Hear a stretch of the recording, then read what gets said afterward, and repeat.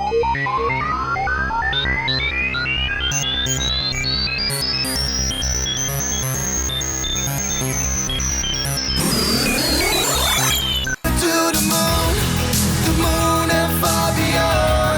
firstly, Jeremy, thank you and welcome. We're very grateful for you giving your time for us, absolutely.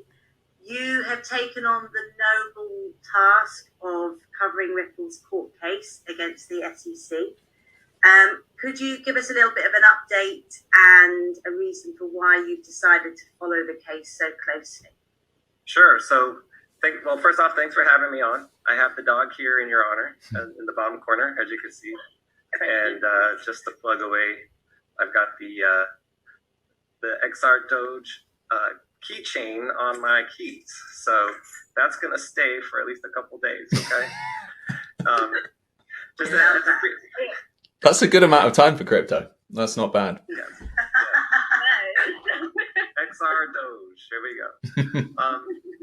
Anyway, as far as the lawsuit, we have a lot of things that are coming up, and I was kind of hoping by the time we were, doing this interview or doing this discussion that I'd have something new to share, but nothing major has been filed. We do have pending a lot of rulings. The big one for me is the motion to strike the fair notice defense. If the SEC is successful in that motion, all of the stuff about the meetings and the memos and all the stuff that everyone on Twitter is talking about goes out the window. It becomes not relevant, because then really the only issue is whether XRP was sold as a security. So that's a humongous motion, and it's going to be a big ruling, and I expect it sometime this month. Just hasn't happened yet. We also have the individual defendants' motions to strike themselves out of the case altogether. So Garlinghouse and Larson have both filed motions saying that as a matter of law, you can't sue us. And they laid out reasons why. And the judge hasn't ruled on those yet. So if the judge grants those, then the case against Garlinghouse and Larson goes away. So we have all those big motions that are yet to be ruled on. We also have the SEC's motion to protect those 63 emails related to the Hinman speech, which if the judge, I think it's up on a reconsideration, which means they've asked the judge to reconsider her prior ruling, which allowed the Ripple to get those emails. There's 63 emails related to the 2018 Hinman speech, and the judge is going to rule on whether Ripple is allowed to get them or not. So that's something that we're waiting on. We also have the lawyer for Mr. Roisman with the SEC. Garlinghouse and Roisman met in 2018. There was a lawyer present, I think his name was Estabrook, that made notes of that meeting. That's the meeting where Garlinghouse left the meeting thinking, I'm feeling pretty good that we didn't do anything wrong. And he wants to get the Estabrook notes to corroborate what he said during that meeting. My feeling is that's a win-win for Ripple, because even if they get the notes, great, it's going to corroborate what Garlinghouse was thinking. If they don't get the notes, well, the only evidence is going to be what Garlinghouse testifies to, and that's going to be a win for Ripple no matter what. So, but we haven't had the ruling on that yet. So those are the 6 rulings that we're waiting on, and they should all be happening this month. So this month is going to be a big one in the lawsuit. And I'm really excited to see how the judge comes down on those rulings. Yeah, fabulous. Thank you. They're trying very, very hard, the SEC, aren't they, to not give out those emails? Because am I right in thinking this is basically their third attempt at trying to get out of it? Yeah, and I don't know if I've said this before, but in 20 years of legal practice, I've only filed that motion for reconsideration one time. Now, I'm a little bit different because I practice in front of the same judges over and over again.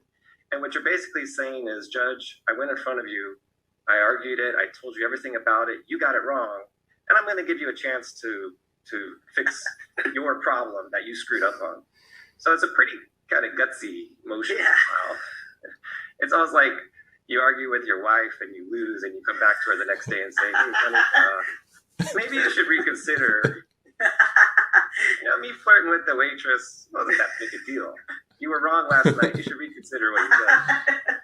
It's just generally not a good idea. Right? It's so gracious of you to give them another chance to see where they were wrong. Yeah, it just doesn't play well. So that's why you do it very sparingly, in front front of these judges, especially if you're in front of them a lot. Now, the SEC, might not care about that as much as I do, but it is very rare. So that's one thing that has kind of given me pause to say there's something in those emails that either destroys SEC's case or maybe, implicates them in some other way. I would lean more towards it really hurting their case. There might be something in there. For example, someone emailed Mr. Hinman and said, hey, what about XRP? Is that a security? And he said, yeah, we're not going to address that right now, or something like that. That would really hurt, I think, the SEC if those emails came out. Do you think it's going to hurt their case, like coming against the judge 3 times, like coming against them and saying, no, I don't know the terminology you just used there, but do you think it's going to hurt their case in front of the judges, having done that so many times? I think it would hurt. Here's the thing. It doesn't really affect this case. I think if you keep doing that, then you tend to irritate the judges, and the next time you're in front of them, the judge rolls their eyes and says, oh, it's this guy again, this jerk, So no, I don't think so. I think the judges are fairly professional, and they take these things in stride.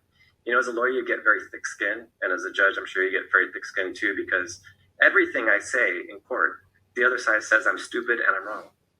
So it is how, everything you say. So yeah, that's just the nature of the practice. And that's why it's kind of a stressful career path to choose, because there's always someone yelling at you that you're stupid and wrong. So you just get a bit like being on Twitter, isn't it? Yeah, you've got 2 for 1, Jeremy. Lucky boy. Exactly. That's why Twitter doesn't bother me. It's exactly like Twitter. Yeah. There's always going to be that one guy. Some people get really triggered on there, and then you just see these arguments going down and down and down. It's terrible. You got to learn to just roll off of it. But with this case, then, obviously, like you mentioned, that a lot of things haven't come to a conclusion, and they are coming this month. Do you kind of have a prediction as to where it's going to go? As far as who's going to win, who's going to lose? Kind of, yeah. I guess it is early days still, but... Yeah. Well, the one thing I would tell you about litigation in court is that you really need to look at shades of gray. There's a lot of cases, there's no winner and there's no loser. There's just an ending of the litigation. And so you kind of got to get away from black and white. Now, is it possible you have a black and white ending where at the end of the case, the judge says, XRP was not sold as a security. It's not a security now. Ripple, you win. SEC, you lose. Goodbye. It's possible, but I'll tell you what, in most litigation, that almost never happens. That's very, very, very rare. It's almost always shades of gray. So, you could have a bunch of different, there's almost an infinite amount of possibilities here in this case. You could have a situation where, sales of XRP up to the Hinman speech are considered sales of a security. You could have that same finding, but at the same time, a finding that the SEC has to prove jurisdiction over those transactions with U.S. citizens, which is one of the issues in the lawsuit, where these securities sold to U.S. citizens, because if they're sold to someone in France, for example, Emma, that's not under the SEC's jurisdiction. So you could have a ruling that says sales of XRP up to 2018 were a security, but SEC, we're now going to have to bifurcate another issue out of this litigation, and now you're going to have to prove which sales were to what.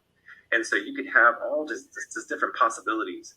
And that's usually what you see in litigation. And that's why settlements are so popular in litigation, because it's the only way where you take control of your own destiny. And that's what I tell my clients when I say, look, maybe we should settle this case. Because if you don't, the judge can kind of conjure up all these different possibilities, something you don't even expect to happen. And the SEC could be in a position where they're having to chase after every single transaction, look on the blockchain and hire forensic experts to try to trace that sale to a U.S. citizen, spend hundreds of thousands of dollars on that, and never have any guarantee of any resolution. So that's why the most likely scenario is that there's some type of settlement. And that's not just in this case, that's in 95% of cases. They all end in settlement, 95%. This does have the hallmark of a case that could go all the way, mainly because Ripple has the funds.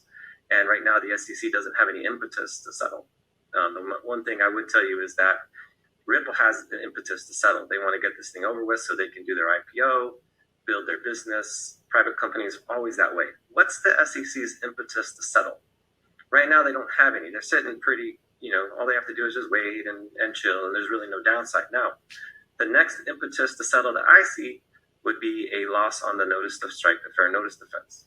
The reason why that's important is because if the fair notice defense survives and it makes its way all the way to the judge, then the fair notice defense, a loss on the fair notice defense, puts the SEC in a really bad position, because what the judge would be saying is that you didn't give fair notice to all these market participants over the last 10 years. And so that becomes case precedent. And any other lawsuit that the SEC files, that company could take that case precedent and throw it at the SEC and say, look, you didn't give us fair notice. The judge in the SEC Ripple case already said so. And that really hurts the SEC, because that will impair their ability to bring any other lawsuit against any other crypto company.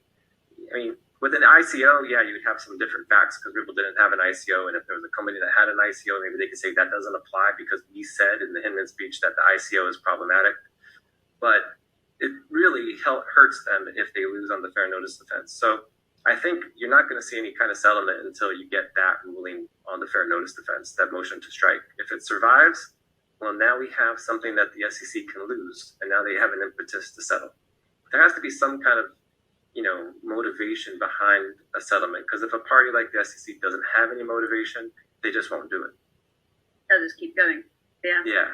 It's really interesting though, isn't it? Because it's a case that is really important for the crypto industry as a whole, because like you say, it can set a precedent that will then have repercussions on all other cases. And I think it's come at a very interesting time as well, because within crypto now, we're seeing movements to regulate crypto, to tax crypto in India. We're seeing 30%, South Africa seeing regulations, the States, obviously Biden, I believe it's February that, things are starting to move, aren't they, to regulate in the US. And I just wonder, these things are all going to have a massive effect on crypto. And I wonder how you see this regulation, this taxation. Do you see it as a positive in making crypto kind of more of a recognized currency, or do you see it just as a negative? How do you see it affecting it? It's a really good question. It's an interesting question. And I was actually it was just flittering across my brain this morning.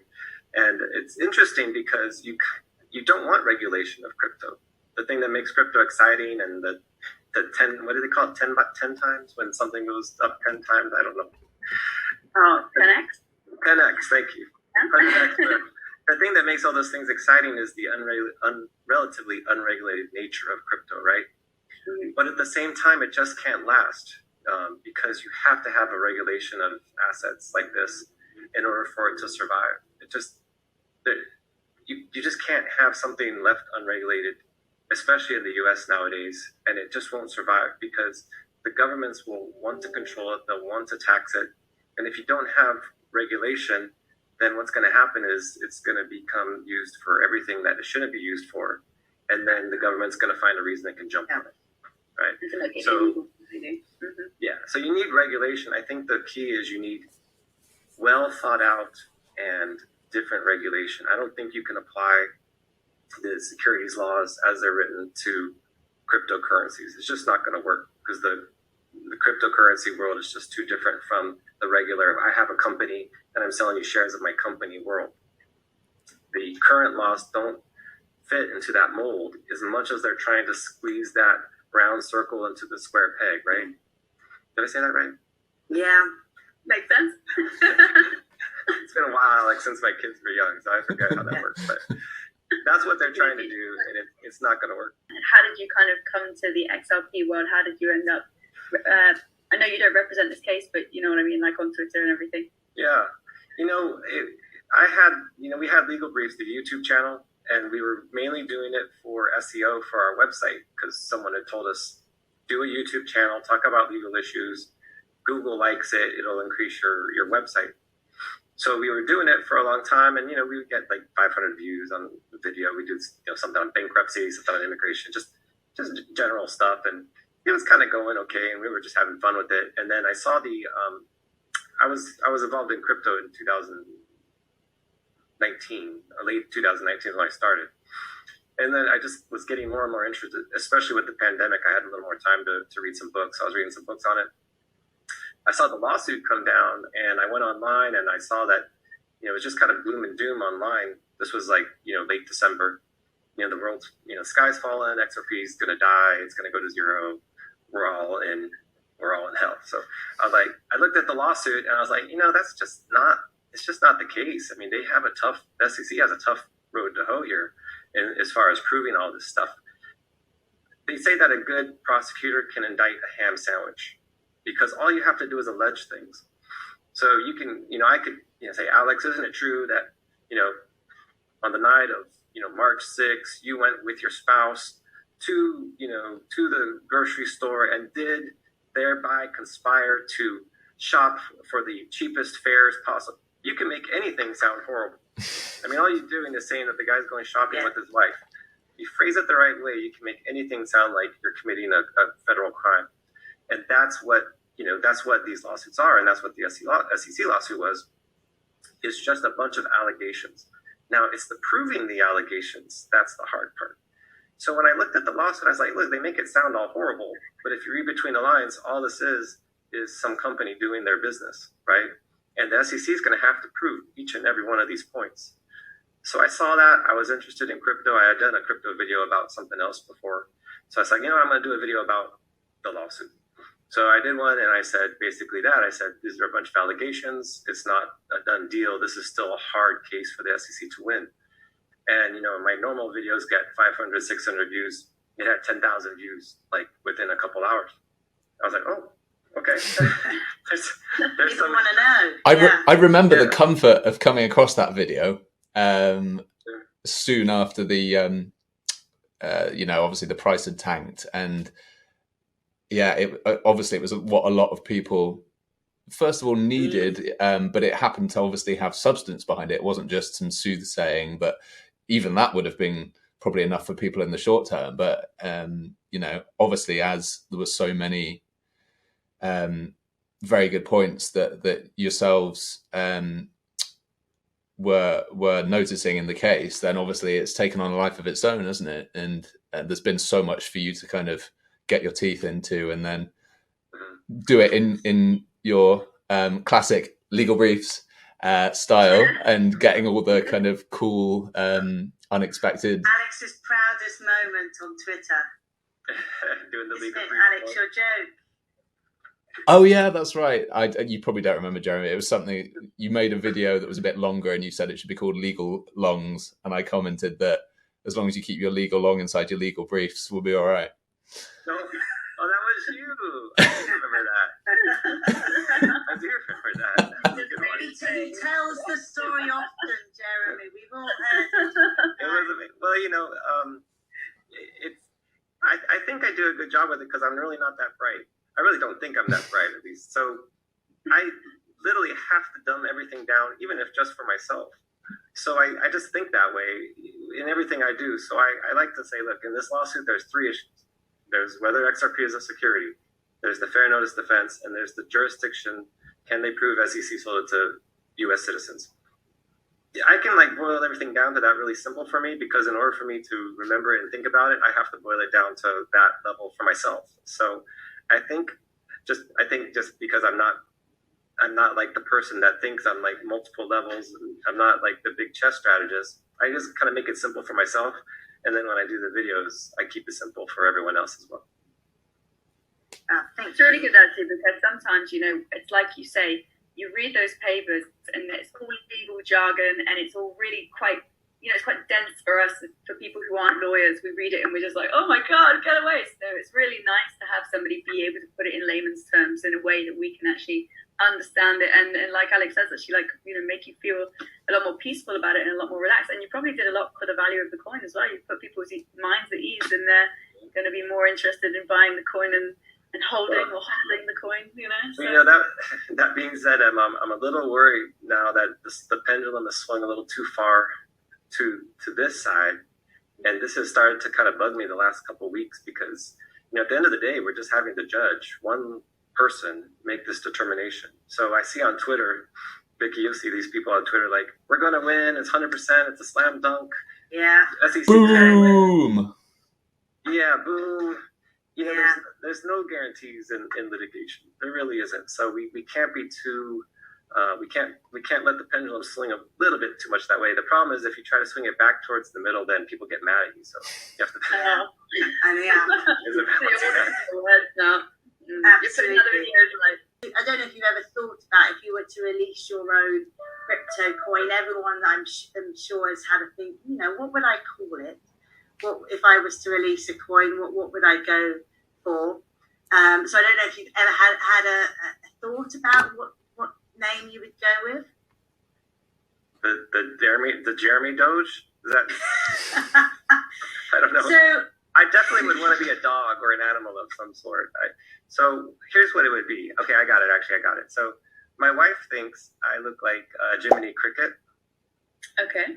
So if you pull up a picture, like there, that's my angle where I look like Jiminy Cricket. If you pull up his picture, you're gonna see it. And my kids love it because they think I look like Jiminy Cricket also. So I would be called I'd be the Jiminy token. I love that. I just got a picture up, and I'm not gonna lie, I can definitely see the resemblance. It's brilliant. I love it. Thanks, Emma. Thank you. Well, one way which we thought, I don't know if you ever played this game at school, but we used to play a slightly different tone of game. So if we were to name your crypto coin, what was the name of your first pet? My first dog was Muffin. Muffin. And what was the last thing that you ate? I had a salad for lunch, so a salad. Okay, so your coin would be muffin salad, which could sound particularly interesting in some way. Oh, but Jiminy So Cricket. my coin would be smoky sausage, which is equally as dodgy, I think. Where is this conversation going here? I don't know. So many questions. Wow, mine would be poppy cornflakes. So Oh, nice. Like, that's G. I like that one. Very G. And Emma, what would yours be? Ooh. Well, it can either be Sid Sausage instead of Sid Barrett, or it could be Sid Cottage. It was a bit of a random thing. But I think I'm going to go with Sid Sausage. Yeah. There we go. these So coins that's are going one to the way. moon, mate. That could be one way to pick a name. So that is our crypto name game. Gotcha. And then Emma. I Sorry. don't think it's any more insane than some of the coins that are actually named. Well, yeah, there are some very interesting ones out there with some very interesting logos, which I think may have been dreamt up in the pub or playing a similar game. Absolutely. Jeremy, may I just say that Jiminy Cricket is a very suave cricket, so it is definitely not fancy. Yeah. Great look. And the picture Yeah. that he's pulling a great little pose.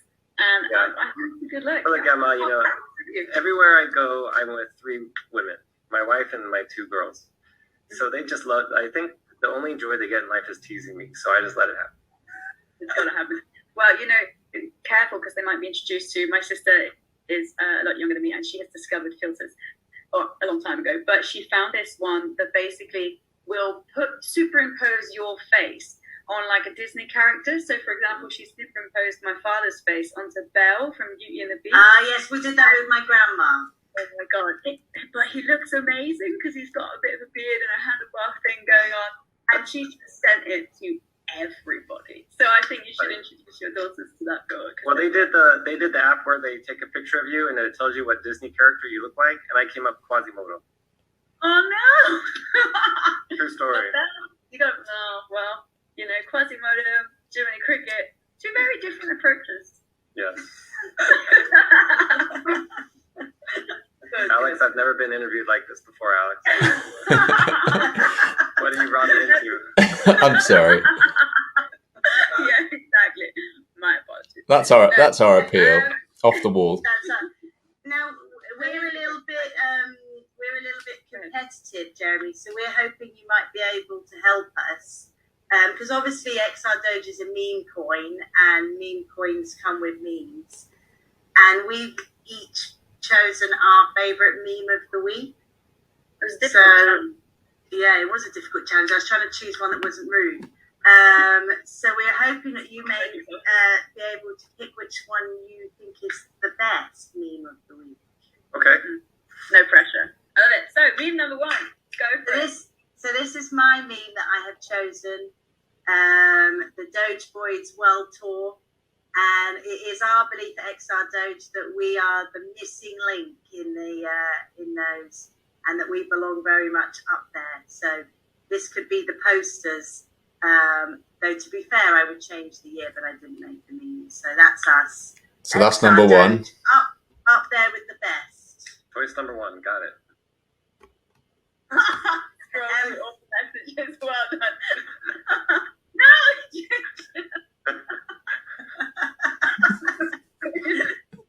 Ali is great, firstly. Emma chose this one after a couple of glasses of wine, I think. Obviously.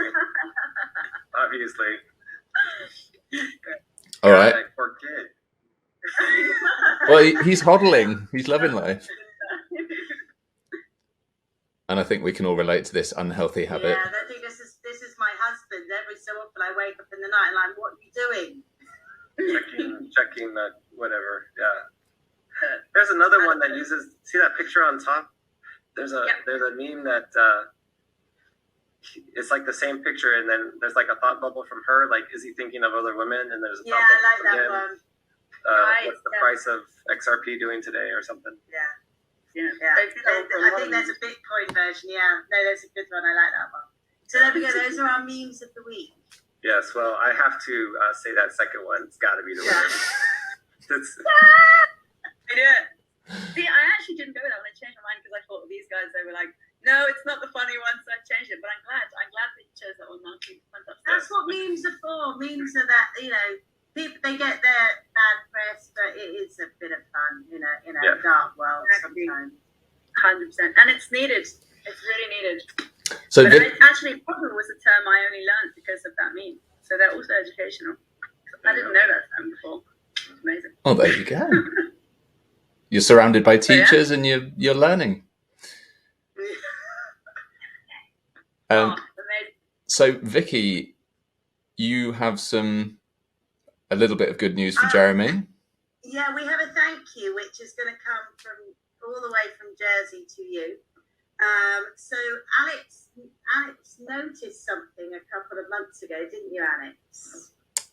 I did. You, much to the excitement of our community, suddenly donned some XRdoge sunglasses in your profile photo on Twitter, which was cool because no one quite knew what was going on, but everyone was very happy, and that got us thinking for what Vicky's about to present.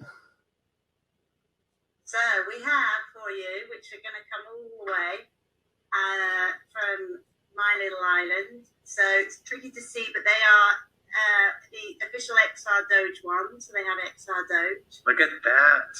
Wow. But we know that that your wife also works very hard with you.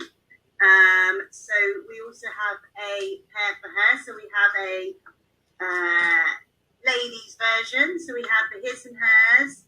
So you and your wife can rock the XRdoge look, but with the actual Ray-Bans. But also as a thank you for you, because we know you're extremely busy, and lots of people ask for your time, and we do absolutely appreciate not just joining us today, but also all that you do to help us with understanding what is happening, especially at the moment, but just supporting as you do and explaining.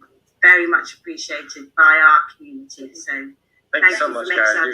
You really didn't have to.